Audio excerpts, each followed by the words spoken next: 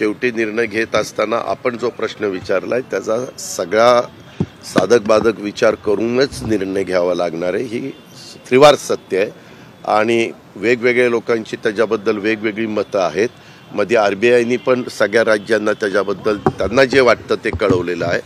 ठीक आहे, आता प्रत्येकजण आपापल्या परीनं कळवतं आणि वेगवेगळे राज्यकर्ते वेगवेगळे शासन त्यांनी पण निवडणुकीच्या निमित्तानं पण काही ठिकाणी स्वतःचं सरकार येण्याच्या करता आम्ही सरकार आमचं आल्यानंतर आम्ही जुनी पेन्शन लागू करू असं काही सांगितलेलं आहे. काहींनी डिक्लेअर केलं मागे त्यांची सरकार असताना.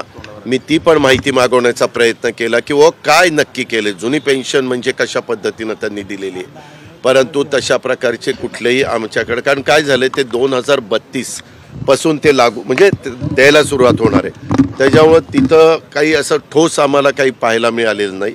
तरी देखील आम्ही परवा जी काही समिती नेमलेली आहे त्यांना सांगितलं की तुम्ही पण देशामध्ये जी काही राज्य आहेत आणि त्यांनी जाहीर केलेले त्याचा पण काय साधारण काय विचार त्यांनी केलेला आहे तो पण आम्हाला सांगण्याचा प्रयत्न करा. माझं कुणाशीही बोलणं झालेलं नाही. मी प्रयत्न करतोय, परंतु मला इथंच सभागृहामध्ये सकाळी इतके व्हिजिटर्स असतात आणि नंतर सभागृहाचं कामकाज सुरू झाल्यानंतर आता काल पण आमची कॅबिनेट होती, रात्री उशिरापर्यंत कॅबिनेट चालली. पण मी माझ्या आता आज अधिवेशन संपेल, आज आम्ही संध्याकाळी दिल्लीला जाणार होतो, त्याच्यामुळे मी आज किंवा उद्या त्यांच्याशी बोलण्याचा प्रयत्न करीन. आता नाही, काल हे जे काही आमचे महायुतीतले 3 घटक प्रमुख आहेत त्यांचे 4 लोक आपण महामंडळाचं वाटप कसं असावं आणि उद्याच्या लोकसभेच्या निवडणुकीच्या निमित्तानं साधारण महायुतीचे मेळावे किंवा महायुतीच्या सभा ह्या अधिवेशन संपल्यानंतर कशा पद्धतीनं ऑर्गनाईज करायच्या याच्याबद्दल त्यांची चर्चा झाली. आणि त्याच्यामध्ये मला सुनील तटकरे साहेब आमचे म्हणजे 3-4 प्रतिनिधी आहेत, त्याच्यापैकी सुनील तटकरेंनी मला ब्रीफिंग केलं. तर ते म्हणाले की आता तुमच्या समोर ही चर्चा होईल, मी देवेंद्रजी आणि एकनाथराव शिंदे साहेब, आणि त्याच्यातनं पुढच्या गोष्टी आम्ही त्या ठिकाणी ठरवू.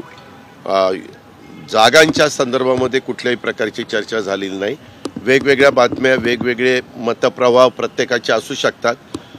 तिथले जिल्हा अध्यक्ष ह्या तिन्ही पक्षाचे किंवा अजून कोणी प्रमुख पदाधिकारी जरी बोललं तर मी आपल्याला स्पष्टपणे सांगतो, आता मिठाचा खडा टाकला, आता काहीतरी वेगळं घडणार, आता जागा वाटपात वाद होणार.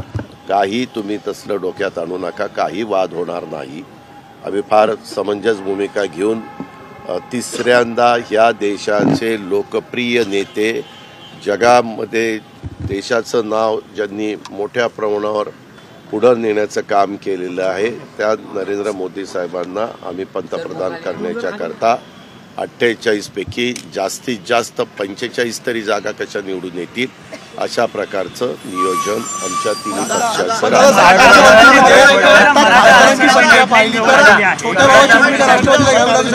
काही नाही, छोटा नाही, मधला नाही, धाकटा नाही, खूप मोठा नाही, काही नाही, सगळं व्यवस्थित करू.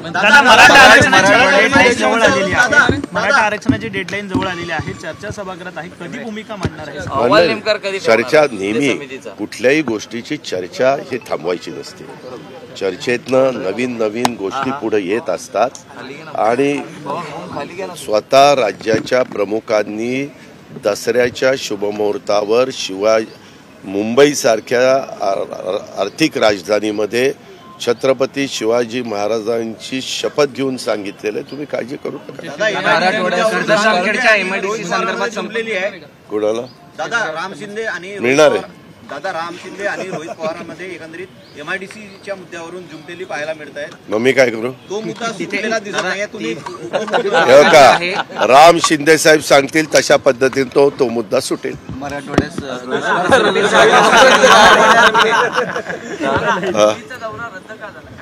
दिल्लीचा दौरा अमित शहा साहेबांना अतिशय ते देशाचं महत्त्वाची भूमिका त्यांना सगळी बजावावी लागती. त्याच्याकरता आज म्हणजे आम्ही गेल्यानंतर सुट्टी, शनिवार रविवार सुट्टी आहे.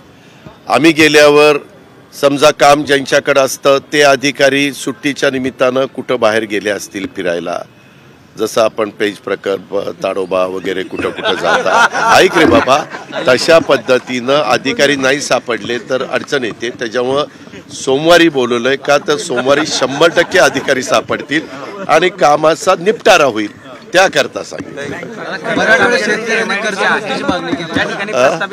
जामखेडची जी MIDC आहे ज्या ठिकाणी प्रस्तावित होती त्या ठिकाणी नीरव मोदीची जमीन आहे आणि त्याच ठिकाणी रोहित पवार नीरव मोदी गेला तिकडे कुठं निघून, तुम्ही काही काळजी करू नका. आता तो इथं येण्याची परिस्थिती फार कमी आहे आणि आला तर त्याच्यावर रितसर कारवाई होईल.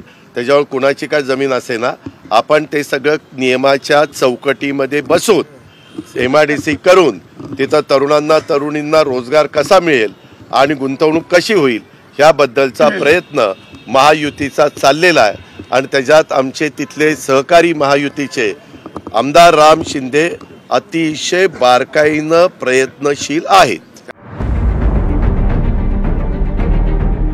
CEN न्यूज, देश प्रदेश की ताजा तरीन खबरों के लिए CEN न्यूज को सब्सक्राइब करें और रहें पल पल की खबर से हर पल बाखबर.